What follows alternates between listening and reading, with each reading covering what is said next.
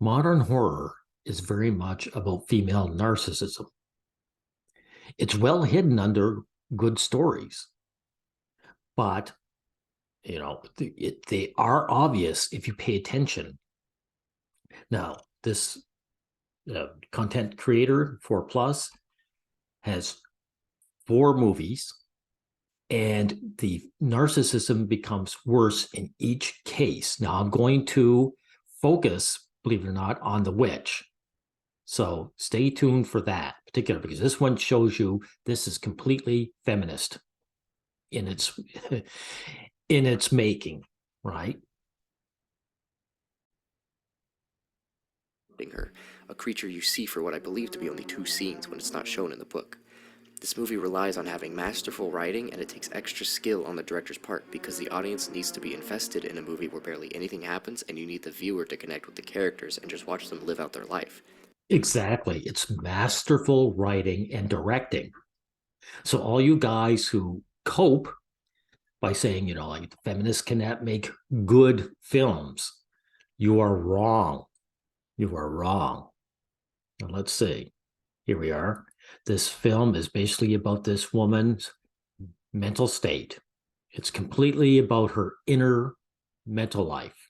Not as grand as you were expecting, which is why you will probably be still left tense even after the scene is over and we've moved on. This movie's budget was only $2 million, and with that low of a budget, creating an effective movie takes an incredibly creative director. See, that's essentially what the movie's about, right? Her going nuts and becoming the monster. Right. Now we'll get to Hereditary. Anyone ever have a scene with their mother like this? Fucking say it! Don't you swear at me, you little shit! Don't you ever raise your voice at me! I am your mother! Do you understand? All I do is worry and slave and defend you, and all I get back is that fucking face on your face! And what a waste! If it could have maybe brought us together or something! Yeah, complete self. Everything is about me. By the way, in this film, this woman stays at home and makes models. She's a stay-at-home housewife leeching off her husband. And yet she is the one who sees herself as the important person. Okay. Next, we'll save Witch for last. Okay. Now for Midsommars. By the way, I don't give a shit about spoilers. I'm talking about something important. So I don't care if you never see these movies. See the movie for yourself, which you should. Our main character gets her happy ending. By the end of the movie, she has found a way to forget about what has happened to her, and the movie ends with a smile on her face, pleased and in a better mood. Which is good, right? Well, if by good you mean she joined a cult and killed her boyfriend by sticking him in a bear costume, paralyzing him, and setting him on fire. Hey, there you go. This woman is happy now because she had a boyfriend who she no longer has any use for. So she didn't break up with him, she destroyed him, right?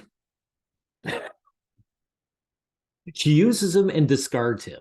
Well, if by good you mean she joined a cult and killed her boyfriend by sticking him in a bear costume, paralyzing him, and setting him on fire. All these movies I mentioned before is about people who get taken over by their overwhelming feelings and because of that do bad things. However, in this movie, our main character doesn't get taken over. She lets everything out, recovers, and lives in a way that she is accepting, leaving people even more terrified because it shows their main character, who throughout the movie was always questioning the intentions of the cult, eventually joining in and becoming the leader of it. I know. Joining in and becoming the leader of it. Exactly. She has a boyfriend who she uses until she gains status and she dumps him. And she doesn't just leave him behind, she absolutely destroys him. Doesn't she? Right. That is a horror story to me. This is a true life horror story. And it mirrors real life to me. The woman uses the man she was intimate with, as a stepping stone to status. And then when she dumps him, again, she can't just leave him behind. She has to absolutely destroy him. Right. Now, the witch, we'll get to the witch. This one, I'm going to use a different YouTuber who focused entirely on it. In this case, Ryan Holling. And let's see, do I have? Yes, here we go. Blaming the father. The witch is the worst of the bunch, really. So 340. Where they basically, here we go. Now, this story is essentially a young girl living off the coattails of her family unit and then destroying the family unit. Is prideful conceit. Excommunication involves the suspension of membership to a religious community, as well as restricted rights to the likes of receiving sacraments. In the case of the father, it's quite a humiliating punishment, as he's effectively banished from his religion as a sinner of God, who must now beg for forgiveness alone. See how it is? It's prideful. His sin is pride, and he's banished, right?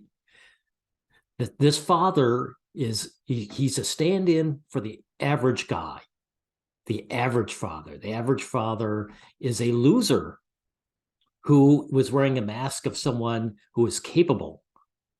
And the daughter, of course, pulls the mask off. Prideful conceit, as they call it, refers to taking pride in one's own vanity and possessions, which goes against the word of God because it's seen as worshipping false idols, as the Old Testament suggests. The daughter Thomason later calls the father out to be a hypocrite because he goes against his own Puritan beliefs of rejection. See, this do-nothing girl who lives off of everybody tears down her father. Right. And you'll notice that this is out of the man's control. He was excommunicated for actually having some kind of ego for himself, right? So his society says, know your place. Yeah, low-level nobody. Here's the one we should be worshiping. Rejecting self-indulgence. The image of him praying to God while looking very much like our depiction of Jesus goes as far as to perpetuate his sinful pride and vanity, even further as if he himself has become his own false idol. He even admits to this, hence why he drops the axe and refuses to kill the goat in the climax of the film. By killing the goat, it only further reinforces... Yeah, see, the father's admitting he's a loser, right?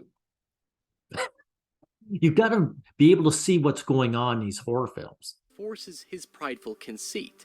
He knows very well that it's his punishment for his sins, and thus submits to his fate chosen by God, which unknowingly to him turns out to be the work of the devil, something that I will of course come back to. The son Caleb is the other sinner. See, now even children are going to be attacked by this. His son is a sinner Of the family who is guilty of lust. As Exodus 20:17 states, do not commit adultery. As blatant as it is, this is later echoed by Matthew 5:28, which states, but I tell you that anyone who looks at a woman lustfully has already committed adultery with her in his heart. Yeah, so it's attacking male sexuality. And it's something that's out of our control anyway, right? It's hyper-agency on men. The film's constant POV of Thomason's breasts reflects Caleb's inner lust, which is called upon when he is confronted by a witch much later in the narrative. By the way, this Caleb, he's ostracized with his family with no other females around other than his own sister. So naturally, he's going to develop, he's just coming into puberty, so he's going to develop lust for whatever females are there. So again, this is out of his hands. But he's seen as a sinner. And of course, the men are being shown as sexual perverts, right? He has this incest towards his sister. Caleb, Adam, and Eve becomes especially prominent with the apple. Don't care about Adam and Eve. Let's get on with this. Which sinfully taint their Puritan beliefs further than before they were exiled. As a result, they both submit to their fates in their final prayers for forgiveness shortly before their deaths. Yeah, see, so the family is being killed off, right? So that there's only this young woman left. But notice how both the father and son are given very profound similarities in their personal ordeals.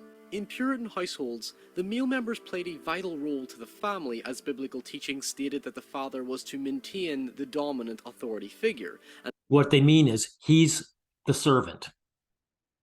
This is what Hollinger and everyone who talks about this doesn't get it. It's not dominance. Being the servant is not dominant. He's submissive. All you guys know that. And females were to play a more submissive role in child rearing. No, they got to leech off these guys. Their role isn't submissive, it's top dog. The hunting scene with both the father and son sets up the father's intentions of rearing his son into an authority figure, so suitably Not authority, servitude. He's showing his son how to work for women. passing on the breadwinner ideal. The father's masculinity is even called into question on several occasions. The constant motif of him chopping wood infers to his responsibility. So, yeah, his masculinity is called into question. That's the modern situation that men find themselves in. That's why masculinity has to be discarded by men. It's an attack on us. As the man of the house, and of course he is eventually buried under his own masculine pride, that is, the wood itself. But his perceived failures as a man are evident considering he lacks the ability to hunt and gather for his family, again furthering his delusions of vanity despite being bad at most things. If you were to bring witchcraft... It's not his vanity. The man is struggling and he's failing. This is terrible. Of course, they have a baby here too, right? And it's a baby boy, and he has to disappear, but they've got to be clever about it. They can't show their hand and show them being evil to an infant, right? Right. So let's make sure we get to the first of this. So that she can be free. There is, of course, the baby boy, who also represents another male figure. However, as the concerned mother Catherine highlights, their baby Samuel was never baptized before going missing. This is the fault of the father who, after... The child just disappeared. Why? Right in front of the girl, right? There's a peekaboo scene. She hides her eyes, opens up, and the child's just gone. So what happened? She killed the baby, right? But they don't want to say that she killed the baby. So they hide it, right? And of course, they're blaming the father. He was kicked out before the child got baptized. So it's hyper agency again. This is out of his control.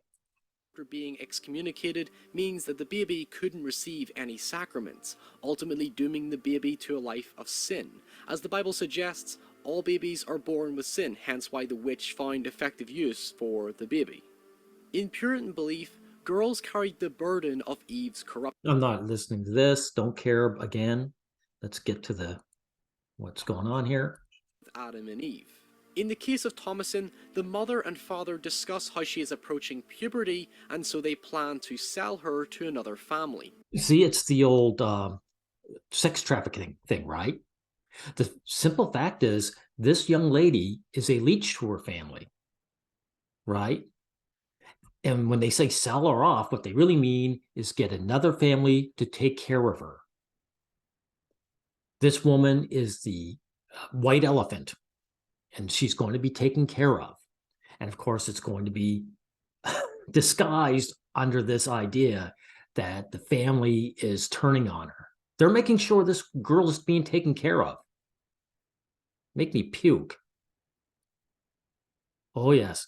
Guess what? Here we go. Child from their mother in adolescence would bring the child closer to God. This becomes Thomasin's final act before transforming into a witch, where she kills her mother and thus severs her ties from her family to allow her to grow closer to God. Yeah, she kills her mother. She kills her mother because she actually supposedly was submissive to the father. So this is it. This is a feminist film. And notice it's all about... Feminism is about ageism too. It's racist and it's ageist, because these young girls don't even appreciate the older women. In any kind of family unit, the older women are top dogs. And so what it's really saying is this young lady kills her mother because she wants to be in charge. She wants not to be free, but to be in charge. You've got to understand what's going on in these stories. Again, however, this is actually the work of the devil. Thomason's transformation Yeah, it's also the work of the devil. In other words, they're going to say that this young lady is not responsible for her own actions. into a witch is completely justifiable given how she is tricked into accepting her fate. It's completely justifiable because she was tricked into her fate. You know, her father, by the way, noticed that he's responsible for things that are out of his control. But this young woman isn't responsible for even for her own actions, which nobody forced her into. The modern horror genre mirrors what's happening in real life.